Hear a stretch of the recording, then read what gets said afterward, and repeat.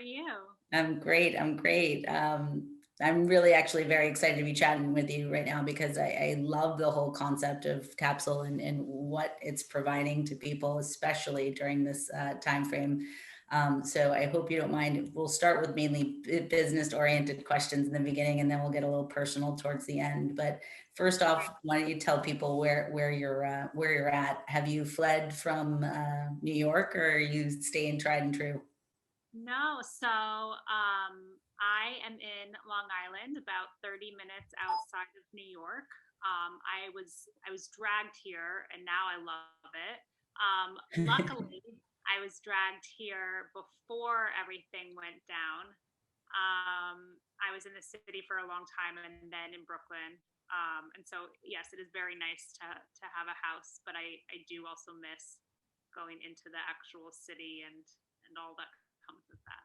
I know, I know. I'm actually in Brooklyn myself right now, and definitely a different feel. But I'm looking forward to the new iteration of it in the coming months. But that's nice that you're safe and enjoying your time over there. So, I think I wanted to start off again. Just the idea that you work for an organization that is providing an alternative to consumers going in and standing in line for extended periods of time to wait for their prescriptions. I can imagine that that's like a really great value proposition particularly during this time frame. So can you kind of shape out like what kind of unfolded over, the beginning months when all of this came down and, I would think in the light of that, going to the sheer basics of like, this is what we're capable of doing, how you kind of took that and created an even better experience for consumers. Totally. It has been quite a ride, and I can definitely share it. So I will just give background that for the first 4.5 years of Capsule operating, up till 2019, Capsule was only operating in New York City, in the five boroughs of New York. Um, and there were huge plans to expand into other cities. For people who just don't know, pharmacy is just one of those industries, along with spirits and some other industries, where it's highly regulated. So it's a state by state expansion. We're not national, because we have to get boards of pharmacies in each different state. So there were always plans. We had a big fundraise in 2019, and there were always plans to expand, and that's part of why I was brought onto the team to help with that, those new market launches. And so the thing to keep in mind, especially for anyone who's living in New York, is I'm sure a lot of people saw Capsule out of home advertising and understood the brand like through that lens first and foremost. And it made a lot of sense because we're only operating in one city, and healthcare is an industry that requires a lot of trust and just legitimacy and familiarity. And so to be on a giant billboard, or on the subway over and over and over again, requires a certain level of like budget and legitimacy, et cetera. And so it changed very dramatically in March of last year. We obviously like immediately wanted to pull out of all the different out of home things that we had in place. We had to kind of rethink our strategy, because no one was taking the subway anymore. We needed to try to reach people in different ways. And what was also really just crazy was that we were accelerating all of the as many launches as we possibly could across markets to try to help people as quickly as we could. So like, yes, of course there was a benefit for Capsule from a business side, but it was a way for us to like actually do something really meaningful and try to help all of these different communities. And so we were trying to help meet that demand and help be an additional resource for people. So I mean, I have never worked so hard in my entire life. And I was also like 6 months pregnant at the time and forgot for most of that time that I was even pregnant because I was like so running on so much adrenaline that like it was fine. And yeah, I was like, so now like, it's taught me to be super adaptable. We will definitely go back to more traditional types of outdoor media when things open up. We'll get to a place where we'll be more national anyway. But that's kind of the high level what happened, and it was a really crazy ride. So like when you were riding out that, was that specific to New York, or were you trying to get involved in other markets in tandem with that whole experience? Or was it just trying to lay down like the process for New Both. Both. So we had so much demand in March and April that people from across the organization were helping out with things related to customer experience, just to make sure that like we were continuing to deliver on a certain level of quality for people. York? And that was an amazing thing to witness. People were just answering questions, like taking shifts after a full day of working. And it was on a fully volunteer basis, and everybody was volunteering. So that was really amazing. But it was also accelerating our launches. So we launched early, we launched in Minneapolis, we launched in Chicago, we launched in Boston, all in the spring, as quickly, as we could. And the other thing that I'll just mention that I didn't mention before is, the way that we were also speaking to people, we drastically shifted. We weren't just trying to have this overarching brand messaging just about like what Capsule is, but we were really trying to get out there as quickly as we possibly could this public service announcement that was explaining to people that the category even existed. Obviously, it's beneficial for us to talk about Capsule, but a lot of what we did in the early days was partnering with a variety of different influencers to help spread a PSA, just to explaining that medication delivery is an option and that people do not need to go into the pharmacy to wait in line and be around sick people and expose themselves. And that was something where at that time, we didn't pay one influencer. Every single person that we spoke to was like, sure, yeah, I'll say something about it. I think it's important. And so that was, obviously a marketing strategy, but for us, like it was really authentic of us wanting to just help get the message out there that this is a category that people should be aware of as an option. If you want to go into a pharmacy and talk to your local pharmacist, like go for it. But if that's something that you don't want to do, this is a way to keep you safe in addition to being something that's convenient and easy for you. Right. I mean, the value there was like so perfect, and the perfect time and the perfect wave to, I mean, unfortunately, not under great circumstances, but allowed for adoption, of course, like much easier. Right. Which is, so it was a very fine line to walk messaging wise, and why we tried very hard to not overly brand it anything Capsule. Of course it was coming from Capsule and whatnot, but to try to just actually authentically tell people that this is an option that people should be aware of. And even if they don't want to use it, perhaps they do it for somebody else who's higher risk. So like, tell me, like, I know that you did launch like a digital pharmacy I saw in the trades in Austin recently. Can you just elaborate more on that? And like, also just when you are launching into market, like, is your go-to strategy to have a brick and mortar or some sort of pop-up to begin with to make people feel comfortable about the brand? Like, how does that work? No, so it is not a pop-up. It's our actual pharmacy. Oh, So cool.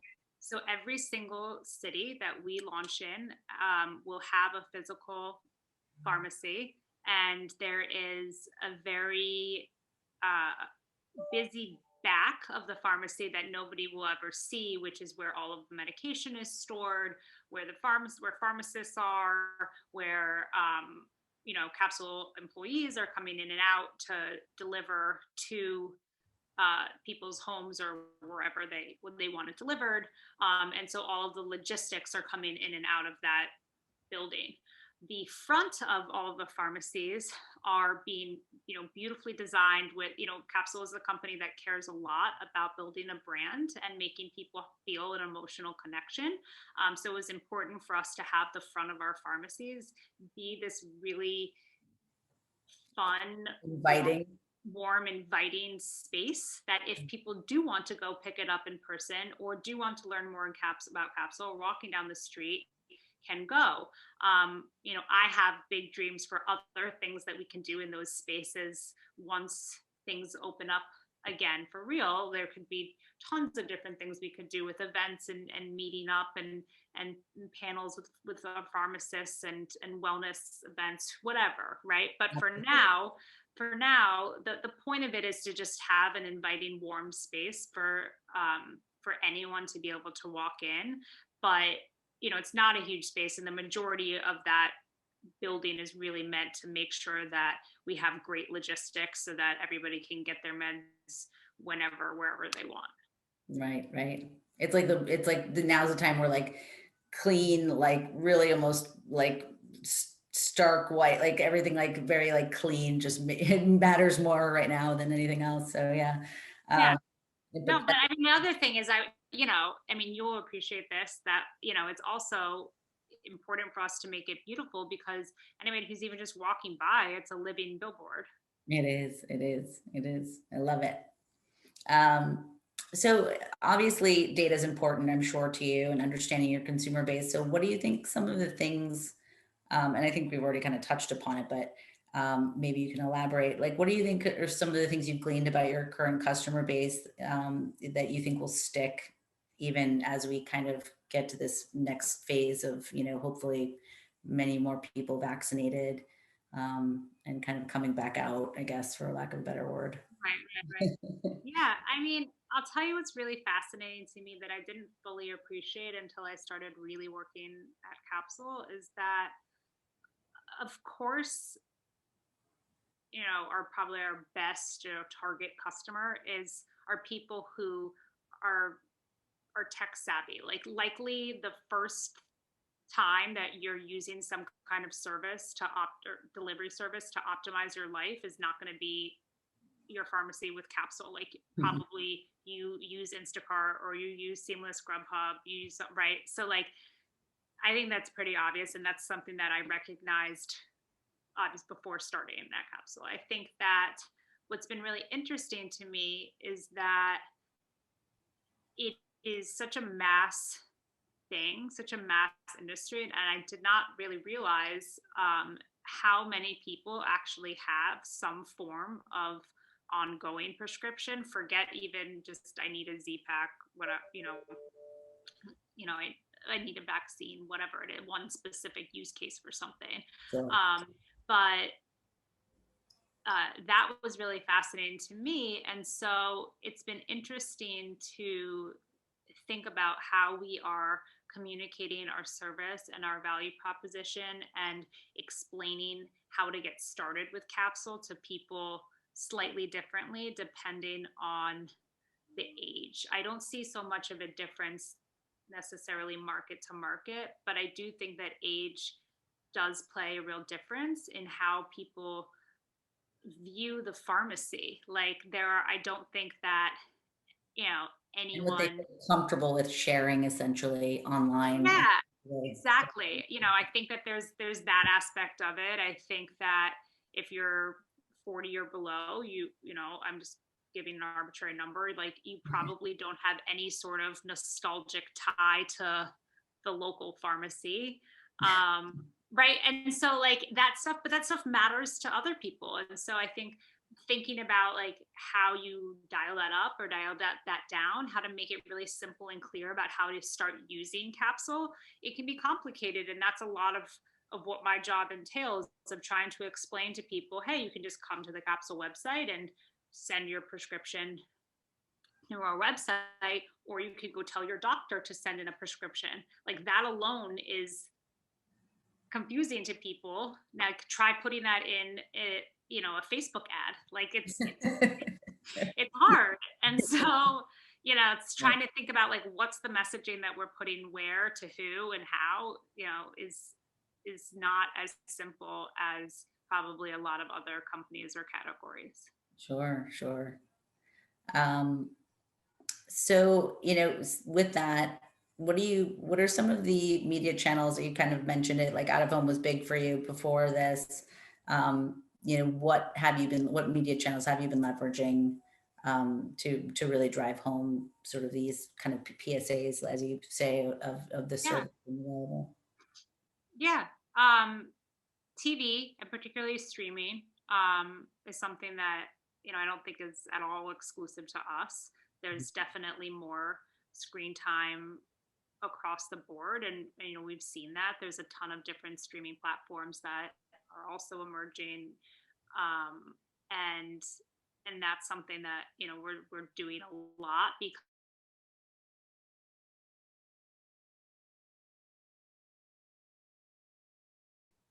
out of home. And as we're expanding into new markets, yes, of course, cost of customer acquisition is incredibly important to us, but we're also just trying to get brand awareness out there. We're brand new in a market and people have never heard of us. And so channels like TV or streaming is very helpful to help get that reach if people are not out and about. Mhm. Digital is important to us. Um, the way that we use digital is both from, of course, a direct response standpoint, but also, again, trying to use it to help with storytelling and just explaining what Capsule is, the value props, and driving that awareness as well. And then, there's other different channels that we're testing and playing around with. There's not really anything that we've never tried before. One thing that I'm particularly excited about, we actually just launched last week with doing podcasts. And I'm very excited about it because I only really believe in podcasts if it can be a live host read. I think that it's really important for it to be Authentic. coming from the host. And so the only way that I was willing for us to do podcasts is if we could have each of the hosts actually try out Capsule, even if they didn't have a prescription, to try it out with OTC. We just launched, the ability to deliver over-the-counter medications as well. And so I find that like really interesting and compelling because it allows somebody who people have a lot of trust to share their experience firsthand. And to me, that's always going to be something that's more powerful than an ad, like regardless of the platform.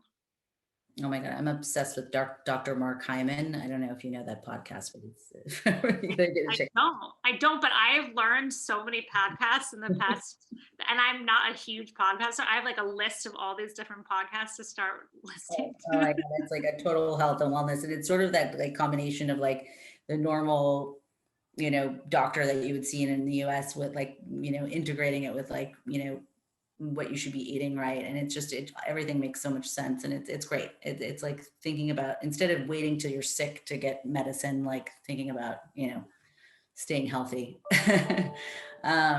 So I can imagine. So you're not that old of a company. You founded in 2016, right? So I'm interested in in these past few years, have there been copycats? Have some of the big boys tried to kind of similarly adopt some of the things that you've been trying to do in market? And how do you stay ahead of that? Like, what is your like North Star with regards to that? Yeah. In some ways, there's definitely been some copycats. In other ways, really not at all. Um, so there are, a couple of other startups that are trying to get into the space. Uber has just launched something that's tied to delivering prescriptions. I think the ethos really of the brand is what's our North Star, and making everyone stay not distracted from people who are starting to use our messaging. Like we've used a phrase called meds made easy, for example, for years. And I saw literally yesterday, Uber had written like prescription delivery made easy. I've seen it on like 5 other different websites, and it doesn't matter. That's fine. Like we can change our messaging. The point that I really want to make is that the North Star that we have is all around this idea of looking after our customers. And so we have this phrase that we use internally and externally, which is everybody needs some looking after sometimes. And it might not necessarily be the messaging that we're going to put at the very top of our website or in certain ads to drive the KPIs that we need, but that's our North Star for everything, whether it's like when we're building,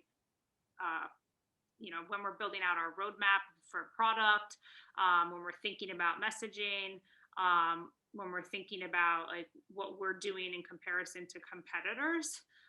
We're really trying to be super thoughtful about how we're making the customer feel super, super looked after and have peace of mind, versus it just being a marketing thing where we say like we care or having, a heart, here or there. Right. And so that's something that is really, really important. And I hope that it's something about that.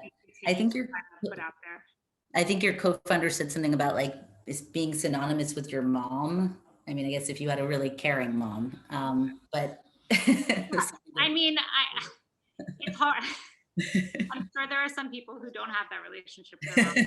I luckily do, so I like the sentiment. But the sentiment is like, if you were going to have, who would you want to be looking after your health, your prescriptions, right? Everybody's like missed a prescription or whatever, and then is like didn't have it for a day and is like scrambling to call their insurance and the pharmacy and had paid a ridiculous price for it, and so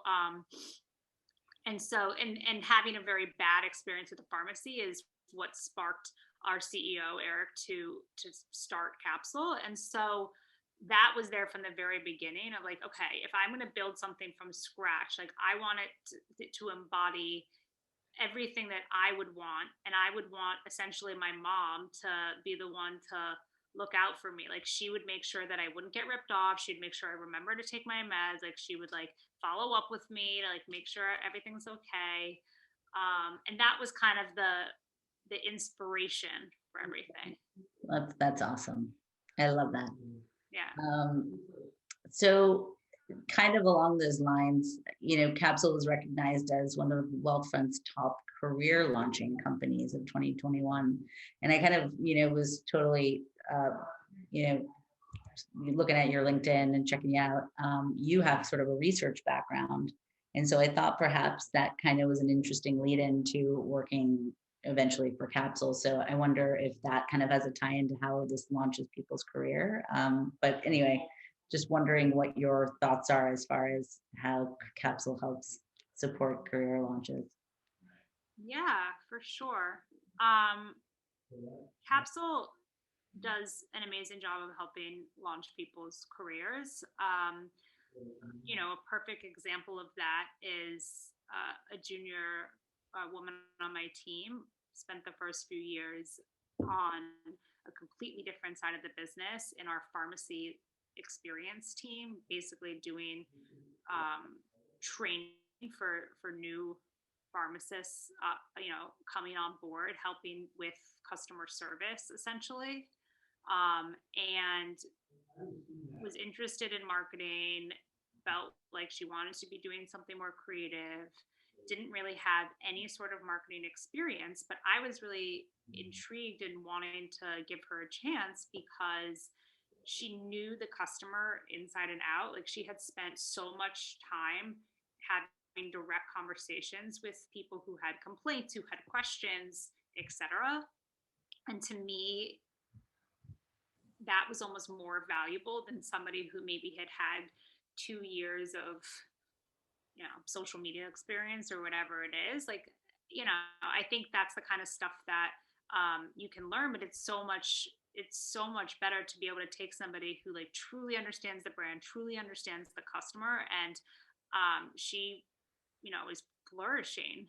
And there's a ton of different things that is being done by our people team to try to help with talent and development. So it's very top of mind for, our people team and for our CEO to make sure that it's not just the people who are, let's say, quote unquote, in headquarters, but it's people across the entire organization who are dealing with operations and logistics, who are on the ground actually delivering medications, etc.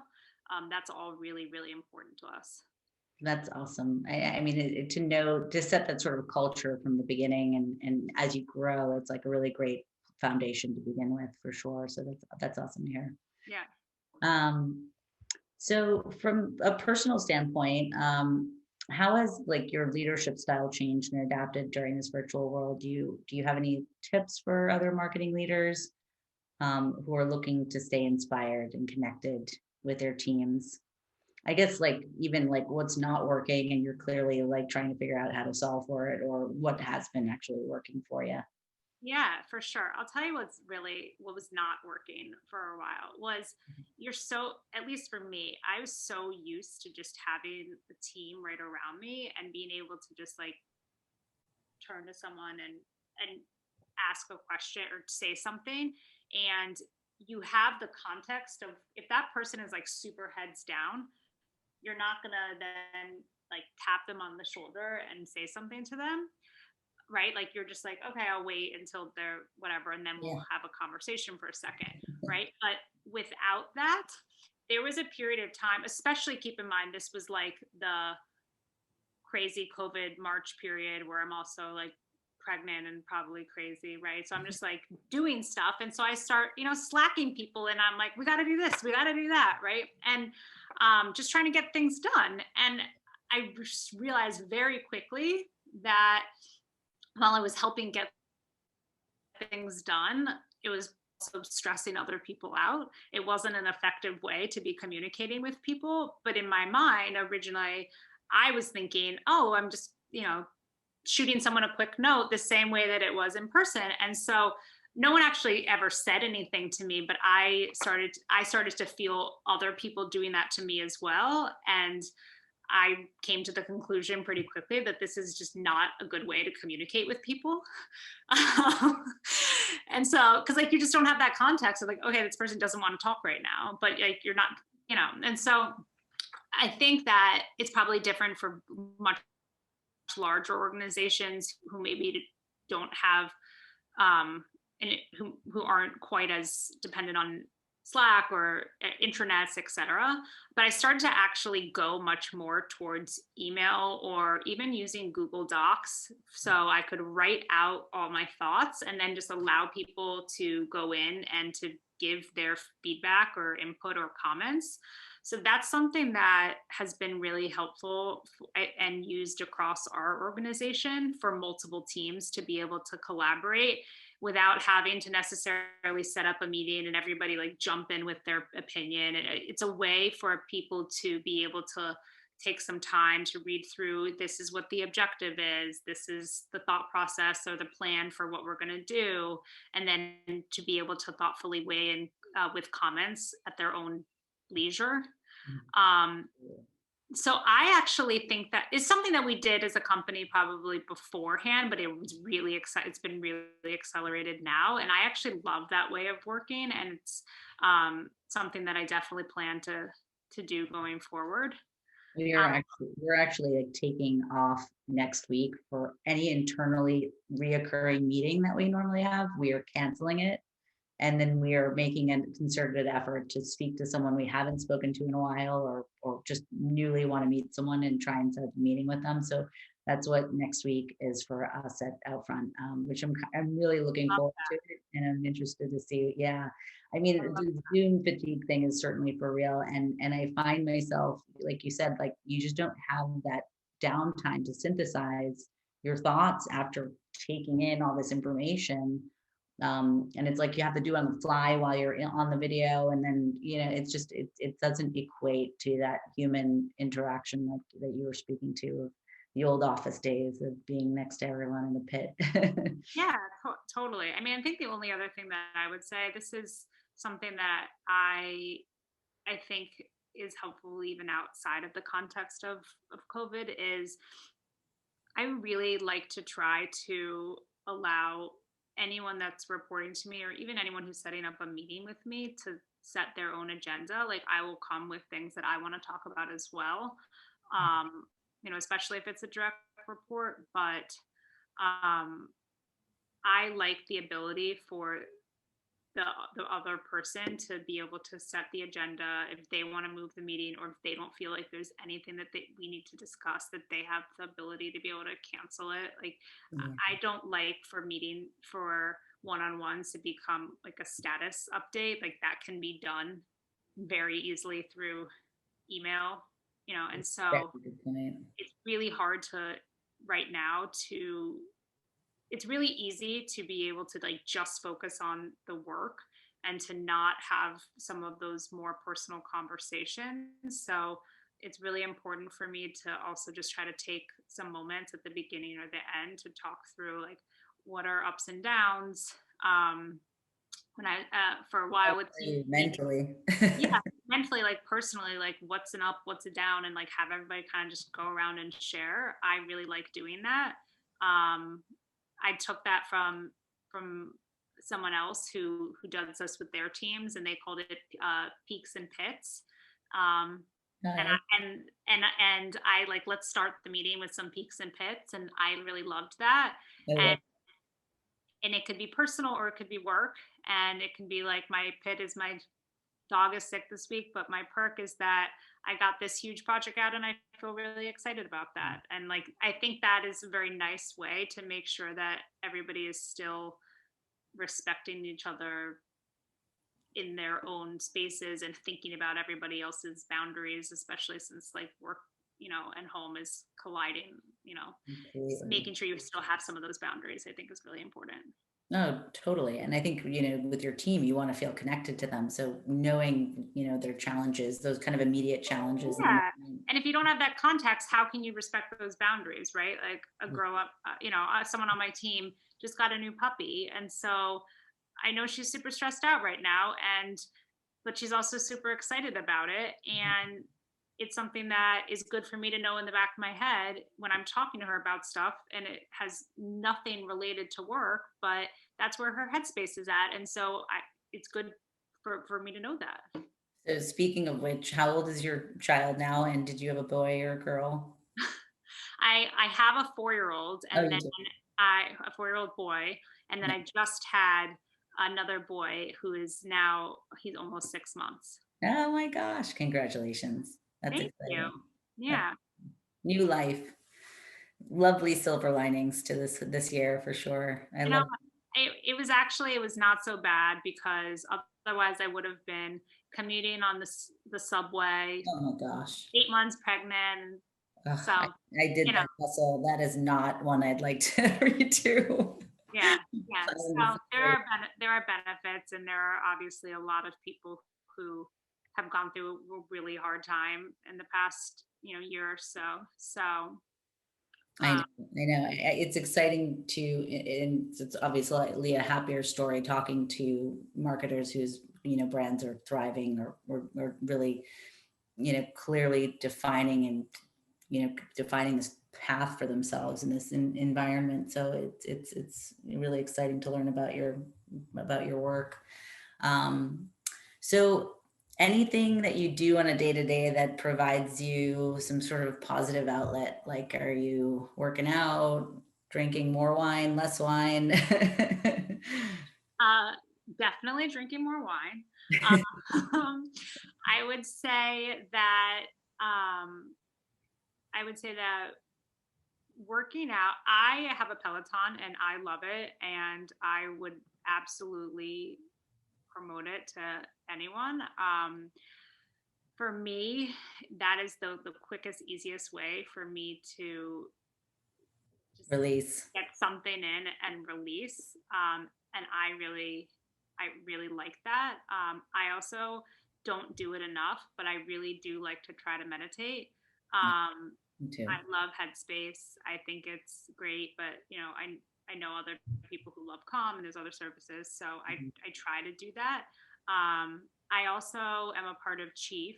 Mhm. And I think people probably have some mixed opinions on that, but I personally really enjoy it because you have a core group experience. And that's something that, you know, I know the conversation before this, they were talking about having sort of a board of directors. And so it's definitely nice to have also a group of people who are of a similar level to you across different industries where you can just talk freely about different types of topics, work and not work related.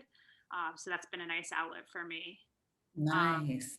yeah, Yeah. I think like the biggest thing I personally would love to do more of to unwind that I definitely don't is kind of like what we were joking about before with podcasts or books. I don't give myself enough time to really delve into all of those things. And I think part of that is just because there's so much screen time or air time or whatever you want to call it that even if it's a book or listening, like sometimes you just want to completely Not do any of off from everything. it. Yeah, so Plus having two kids, under four around.